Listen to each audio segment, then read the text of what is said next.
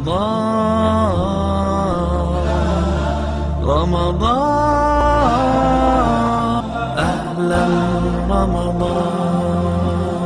Of ماہ رمضان daily دعاز with sister تفسیر رضوی میں آپ تمام کا استقبال ہے۔ آج تیسرے ماہ رمضان کی دعا کی تلاوت ہوگی، اس کے معنی اور تفسیر کو ہم جاننے کی کوشش کریں گے۔ تو آئیے بڑھتے ہیں آج کی دعا کی طرف۔ بسم اللہ الرحمن الرحیم۔ اللہم ارزقنی فیہ الذہن والتنبیہ وباعدنی فیہ من السفاہۃ والتمویہ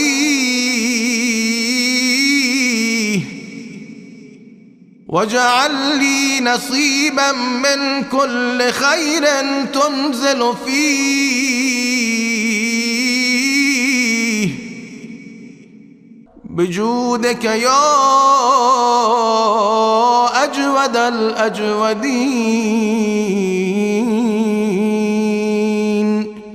اے اللہ، اس مہینے میں مجھے ذہانت اور بیداری عطا فرما اور بے عقلی اور غلطیوں سے دور کر دے، اور تو نے اس مہینے میں جو بھی نیکی اور اچھائی نازل کی ہے اس میں سے اپنے کرم کے صدقے میں میرا بھی ایک حصہ قرار دے، اے سب سے زیادہ کرم کرنے والے۔ سسٹر السلام علیکم۔ علیکم السلام ورحمۃ اللہ وبرکاتہ۔ سسٹر، اس خوبصورت دعا کے ذریعے اہل بیت علیہ السلام ہمیں کیا کہنا چاہ رہے ہیں؟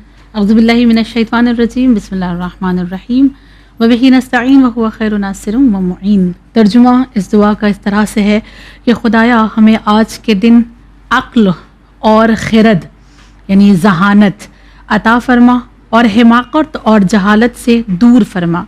جو خیر تو نے آج کے دن نازل کیا ہے اس میں میرا حصہ قرار دینا اپنے جود و کرم سے، اے بہترین کرم کرنے والے۔ جی، یعنی سب سے پہلے مرحلے پر اس میں عقل اور خرد مانگی جا رہی ہے، ذہانت مانگی جا رہی ہے اللہ کی بارگاہ میں۔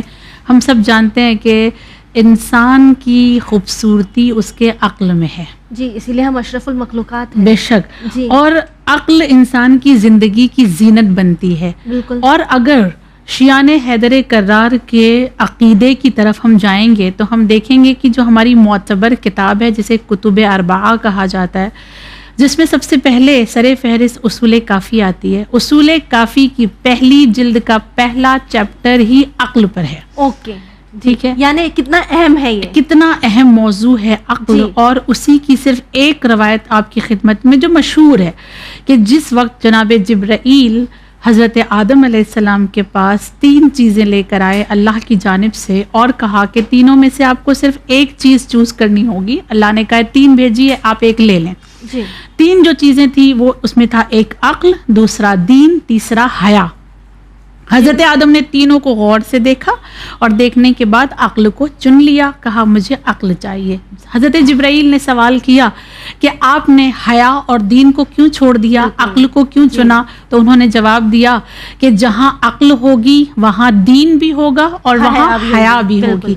لیکن اگر حیا ہے تو ضروری نہیں ہے کہ دین بھی ہو، عقل بھی ہو۔ اگر دین ہے تو ضروری نہیں ہے کہ وہاں حیا بھی ہو اور عقل بھی عقل ہوگی تو دونوں چیزیں خود بخود ان کے پیچھے آ جائیں گی۔ لہٰذا سب سے پہلے اللہ کی بارگاہ میں اس دعا میں کیا مانگا جا رہا ہے؟ خدا عقل دے دے، بالکل ٹھیک، اور جہالت سے دور رکھنا۔ جی، عقل کا بالکل اپوزٹ ہوتا ہے جہالت، صحیح ہے، اللہ جہالت سے دور رکھنا۔ دیکھیں ہمیشہ انسان جب جہالت کی منزلوں پر جاتا ہے تو وہ چاہے دنیا کی جو چیزیں حاصل کر لے کہیں نہ کہیں اسے ٹھوکر لگتی ہے، وہ گرتا ہے نا، سکون بھی نہیں ملتا، سکون بھی نہیں ملتا۔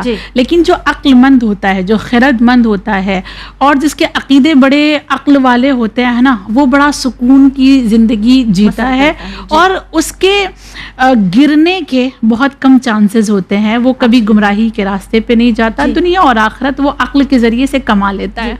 سسٹر یہی رک کر یہ کہنا چاہیں گے کہ آج ہم تمام انسان اپنے آپ کو بہت عقل مند سوچتے ہیں، سمجھتے ہیں، لیکن اکثر بعض دفعہ یہ دیکھا جاتا ہے اسی عقل کا استعمال ہم مٹیریلسٹک چیزوں کے لیے کرتے ہیں، نہ جی کہ اپنی روحانیت کو سنوارنے کے لیے یا اپنی معنویت کو سنوارنے کے لیے۔ جی تو اس پر اہل بیت علیہ السلام اس دعا میں ہمیں کیا سمجھانا چاہ رہے ہیں؟ اسی لیے تو فوراً عقل مانگنے کے بعد، جہالت سے جی، دوری جی۔ مانگنے کے بعد کیا مانگا گیا؟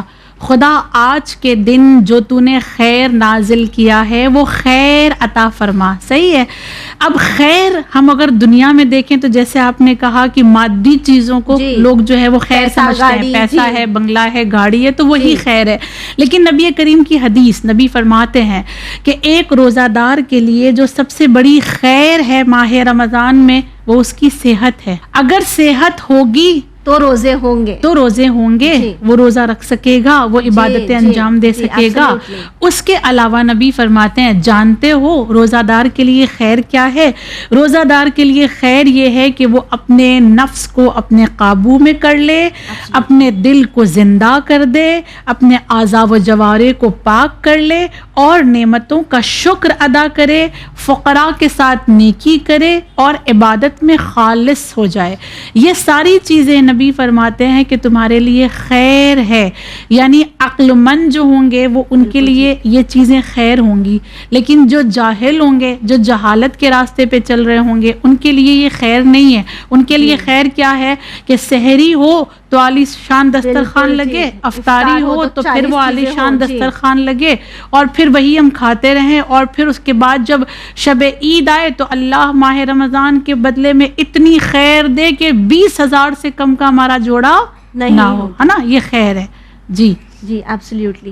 یعنی ہم دیکھ سکتے ہیں کہ اس تیسرے ماہ رمضان کی دعا میں ہم نے یہ دیکھا کہ کس طرح پروردگار عالم سے ہمیں خیر تو مانگنی ہے، لیکن وہ کیا ہے؟